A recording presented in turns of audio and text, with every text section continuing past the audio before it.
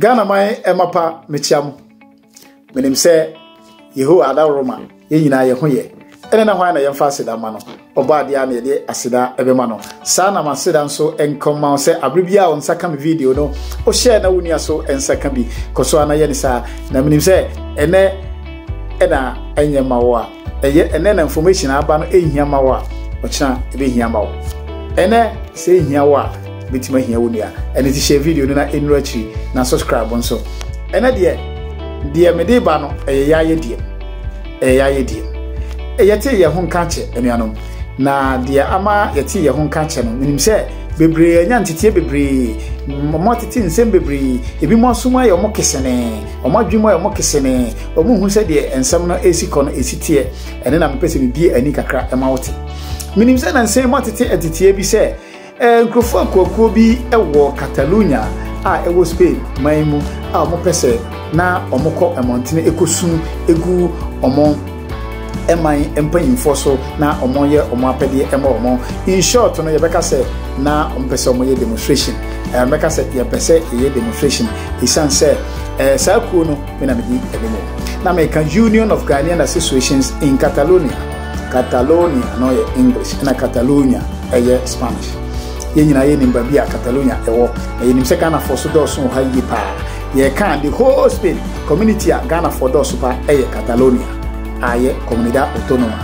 hana Ghana for do so pa ani capital Barcelona enenti ede na ebaye de baye nyina ne se eniema esun ayete efree yekuo emma ho sanse ahadipa no do so ntino the problems are also plenty enenti no obia ne problem enenti ne ye hwe ye no problems na ye ba no ye ne Ghana anamusifo a mo ha a Ghana embassy yadi hunkuta ho yadi nkomo bebre enso ekokoduru empempenso bi se ye hu se eniema na mo kan nyina no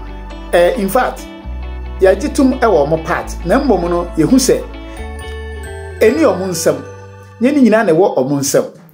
esan se ade bu wo ho a ese free babi na eba eni nti ya dwun se ene ti sadia Ghana for mai isusu ho na ye communities ena adwundwene ho na na kyese efi sese ye kira na ye kugina bontini yesu a eno na ebema ye petition no ye mpanyimfo ate ne ntem na afi omotu na monso ababa ye ne ntem amaye sanso na ye nimse ye man nsie na emufo a omo Spain ha omo aba besi Ghana man panyi anamo ena omo di djuma ema oman ne de nenso ye nimse omo de mbra ena eye adwuma enye omo pem ena omo tumi de ye de omo pe eni nti no na kire se ye wode babi a hihye mbra ena ye wode owo tumi so se otumi eden eye ho bibi eni nti ni so omo ni tumi se omo tumi ye ho bibi a ene na de emra no ono so ewo tumi se oye ho bibi na ese na sonti na ye nyina ye nimse ye krom Ghana no protocol na asem na ya na edoso eni nti the only way a be fast ama wasem no aide adru onyankopon sem no eden se okasa kire emfraba se ne mpanyimfo kana no se opese nyankopon okasa kire nyame akasa kire den mframa eni nti no in a very democratic way though now we have decided say enkanro aye 1st of August 2020 anka Barcelona mountain so na anka ye kwakoye dey akoye ye kire na yesu na yakasa na ye mpanyimfo mo Ghana ate yenka na afi omo ate yensufre na omo abeje yenso tietia na enso no ensem bebre epurepure mu a na nipa bi mu nso a omo nso eye Ghana fo omo nso omo adwen mu no na omo eye niema bi a to yen UGAC anase Union of Ghanaian Association in Catalonia na yehu se na entwa yi eniti niema bu ha esese Ghana for yetukwan ye nyina ya ba kwantu mu yesua niema bebre eniti niema bu ha ese yete ase eniti no ma de sua ma de kire ne minchekire mu amede ba no enenso bibibi wo ha ese me kirem de me pese me di kankan se me a me wo ha yi enya de a me ye politician enya de a me ye politician se me wo political party bi A or B because they didn't kind of me who say ye Ghana for welcome to my CCA mpanyimfo say enenti ye mpanyimfo kan say osoro ade efa achichide ho onye den ontobi enenti no ye Ghana fo ayi wa kontum ha no me de menti asiem no me hunu say ye ni vote as say ya team vote o Ghana enti me ye campaign o ha mfa so ben na menya free so wana me ya mano party A or party B na edru ho na omo amaye campaign ama omo e wo Spain ha no enfa no beto omo abanso enenti no de me hunu say de na amanfo keka no say de ye no eye politically inclined na say ye de ama party bi aha na sanso na eku ahodo a yate no minim say in every society no ukomu a obehu say se ba se ye nto aba minim say obi be wo NDC obi be wo MPP but yeko mu a yeko constitution ebra ko bia constitution ebra say is non political anything no ye nye politics ho adwuma e wo ho na mbom e no nkire say obi ntumi ngo party politics bi aha na ye adwuma ye no ye magana forma nti Ghana forma ye die ene ye dwen ho aha ya atoaba yenye demonstration bia o happen ene yenye campaign bia so happen anything na ye be ye no de omodwen ne say esa anything na eho no metimi a nkameka say ye woni pa bebre e wo ye mu a omoye MPP for but omo nyina no e supporto ade na ye no majority no e supporto ade a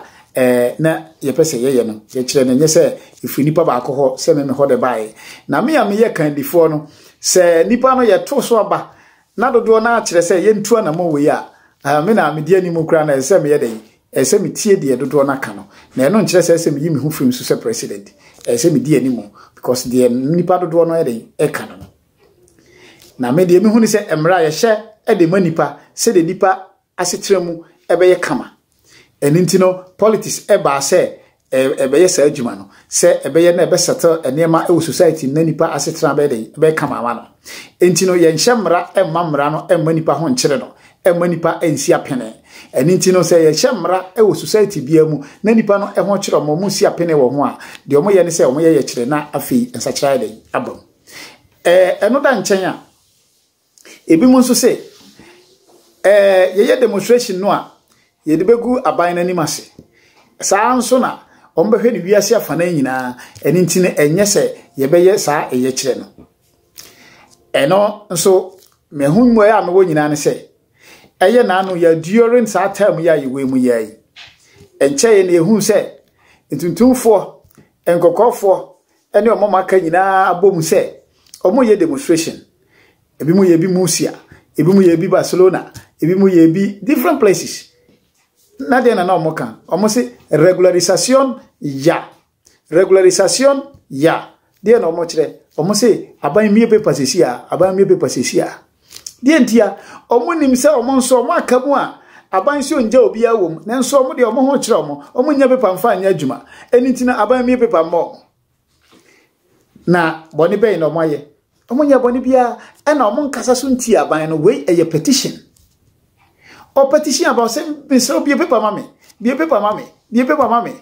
and is so be a few chromoso abo be mine so. Uni paper po, who ye illegal immigrant. Na illegal immigrant in a Timoko Jinabon Tennessee. I buy me a paper man or buy any or don't buy you. Nasa illegal immigrant, na Sabe do Spain, and now per passport na. Yes, a Ghana passport a short one. Nasa also could Jinabon Tin say, passport, passport ya nanka wa eboni anka onye eboni nenso no yenua mu bi mu a yesinka obi pe bibia kokotokwa ope adepa kokotokwa anka yenye na bro no omumom na omo asan den asan twa omo ho se dia manfo ye no enye ebia na omo nyanti ase minim se ene ombeti ase eno da nchen a ye man Ghana mu sai election ye ya me set example clear na me de kirew na mahu se sometimes no ye wode mabu ho a nipa enye den enyin free ni team eninti wahu se dem kan no immigrants eye demonstration ya mekan yankobo obia yankase obia ye bone bia ena Spain abanso na san ma omo kwan nya se mutimi ba abonten eba beye COVID time last week Barcelona monte so the same regularization ya eno so esan ba biu na immigrants ntuntumfo wom kokofo wom Spanish for no kra de e fe kra ne se kroma for no sign taw mo ti se monye sa demonstration no regularization ye na se de be ya mo so me benya krata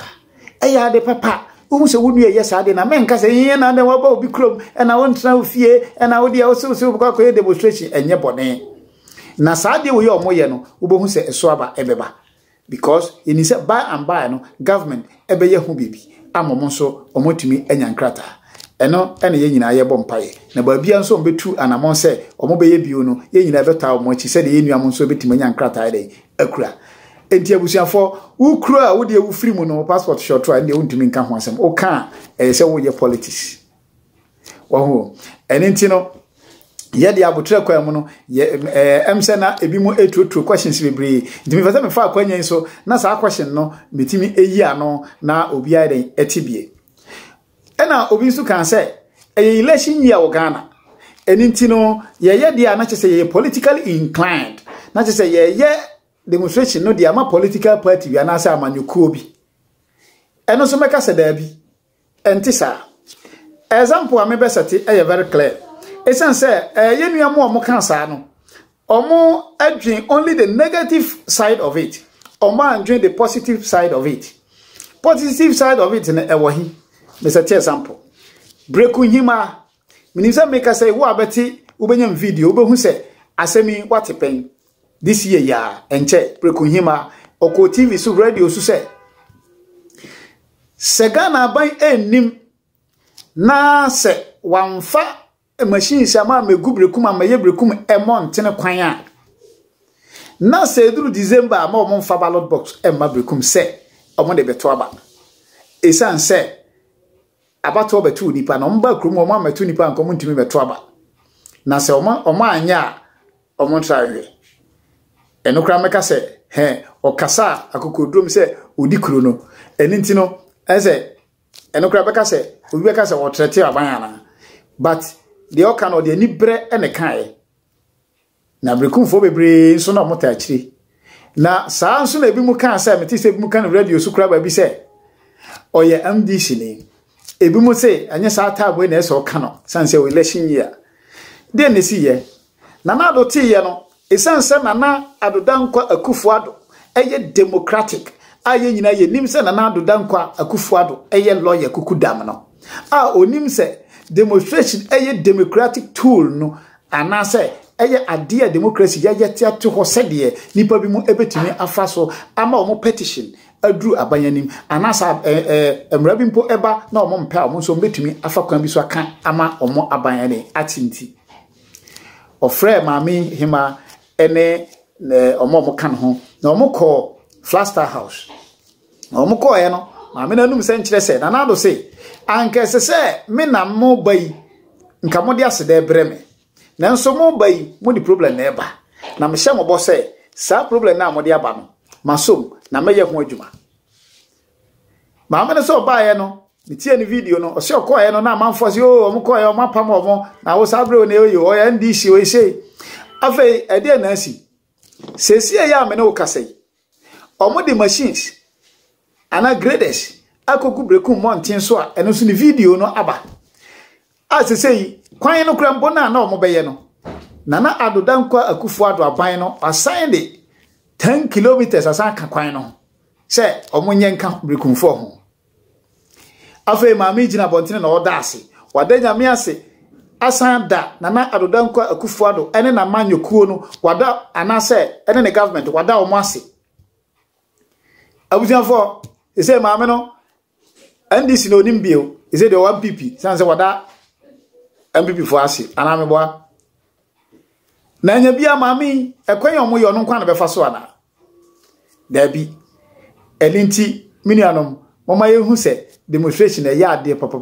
enti a petition and maami no petition ye that was the same thing na you planning to do very pacific one and you say mo hye adan hye container hye cars ne sa ne ma nye sa demonstration bi ne ye ka because ye nipa ya adwun se pese boy ye nuam Ghana fo enti problem ne ba de beto animu sa na mom said ye maami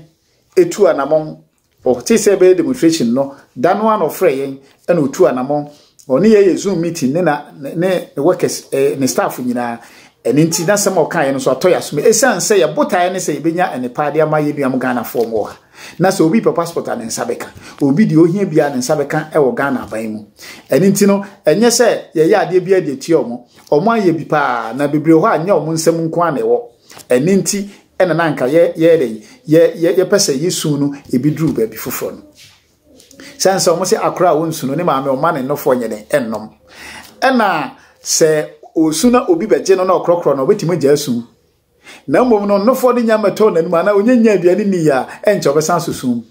eni ntini de yepen se ese yeso yere yenya saa enema yehia yensu no bio se de be ya yenuamo a omo ha nso so obi aba na ohia passport ne nsa beka so obi passport ayira ne nsa beka anye se obi a ono ne de ne nsa ka wie ya na onkai se ono so ne nua bi ewo ha obehia de fofo enti Ghana for eku a ewo Spain ha no minim se nka ye botaa ne se ye be ma Ghana for ema ejina ade enema akwa ma mo yi but enne na no ade ye pese ye hu ni sa sanse ye wo unions ni bi wo different parts of Spain na omo kire se omo ye against but mi hu omo against no minim se enchiremu a me de abayi ama sabri omo timi ate nema se next time bia no se obi eja sem fan se woni wunua mo ene wo ho ene wunua bi si osu se ne maame ema ne sika nkoto mpaboa na onso oye ade atie wunua ne se men kase ye mo sika nkoto mpaboa men kase ye mo sika nkoto mpaboa but ebia na ne maame no beti sika na mana koto ne mpaboa. What is your problem? Enti wuntimi mmoa no ma ne nsere wo maame se opesika koto mpaboa me show men san enka nkire ne se onyai ma wonsere aha enti no na mom ne said ye brekunhima ekwan a waya oye ni protester sesei kwan no omoye no onye ono kwan na befa so no saa na minim se the papa bi efri mu ba anase niema bi efri mu ekọ won so wa no because say Ghana for more Catalonia aye grieved you know minim se anya omo kwa na ombe enjoy na omo nso a omo kasati aye no nso omo nso ombe enjoy bi na ye de eka nyina ne se da bia me kam se nipa ba ko ne kusono ema omo maka etwa biwi enti se yugak na aya minim se enye bone na se obi sukra kasati ye na ye de Ghana ho donti enya de haye na de yebesre ne se next time no omo hu se ye nyina ye pa de pa ama Ghana na ye hu se demonstration so eya de pa ense ade eni nti no se sie ya se ye koye demonstration enra enanka nanado danko akufo ado teye enanka oye ye se de oye brikum hima ya ena ofa telephone ena ofre foreign ministry se bacho matiwe to huanamo 2 days time mvanze 1 week time nanka ye huhu nsunsanso a hwana credit na ekwama no ekwama nana adodankwa akufo ado na ban se wo hu se de ade ni sitie enti no tambia no aya ye te asem a ye mfa kondwa ye analyze na ye hu eniyema pa a betima free maba na de enye betima free maba na afi ye nyi bi free afi nso de mesan kan bio no se the Spanish constitution it is similar to all the constitutions in the world. Constitutions all we are seeing na SSE enti no Spain aban constitution kire en say ade aye demonstration right nipa akwanya e de mawo enti upeso ye demonstration po ade o ne say okobo aban na mane say me pese da say me ye demonstration na ya mawo kwani what I say enti enya de a Ghana ni bia no so be demonstration e say okosere kwan efiri ne yonko Ghana ni bi ho no matter say owo party bi mu anase owo adwuma bi mu anase owo authority bi and nyadi Ghana ni bia say osere akwanya edifiri bi ho ansa na why demonstration because a constitutional right. Sanso na enye se Ghana ni bia nso ema obi bia nso enchiremu ebra opese okokoye demonstration obia ni obi ni enchiremu se mekwa akoye demonstration ntino me ba ho na waye den wati ma asema na bibie sa anase me ba beje adwenkyere firi ho oye sa fei na afato anye sa woni ne asembia sanso na So obi person okoye demonstration a won so wontimi require ne so omma explanation bia because ono ne won explanation bia because the wo ehia no na okoye demonstration e bia wo ehia enti ono no ne constitutional right e dia ba no enti no eno eye say participation in the democratization democracy no wo ho kwan say wutumi yeden. Excuse me. Democracy no wo ho kwan say wo yeden wutumi participate bi, but this is one of the ways obi a oye my babia no etimi participate in the democracy. Enti no ya ye wo man yi mukura yenye man emma no etimi participate bi. Enti anuanom na de meka nyina ne se sabri nyina ye Ghana for efri neko no bibi eba na pese wo ne wonua Ghana ni ebia de oye na won tiase na wo different office and wo different organization and different association obetimi akon ho ewo ofeso ewo abotremu ewo buomu na one na kocha adwene ebia na wadwene na de bekokra na bia wasom enintine enye se bia we kan say na we ya kan say na de nipa no ono ye no utie mu na nso no eyade nso eyade papa na oye ebasa wanhwa obi bedwene se womum na oye ne with interest na mom nye nipa na oye no because ye de ne yam fancy ye kira nkan bo hu se Ghana fo bebre na omoba be ye kire no mefa akwanya yi so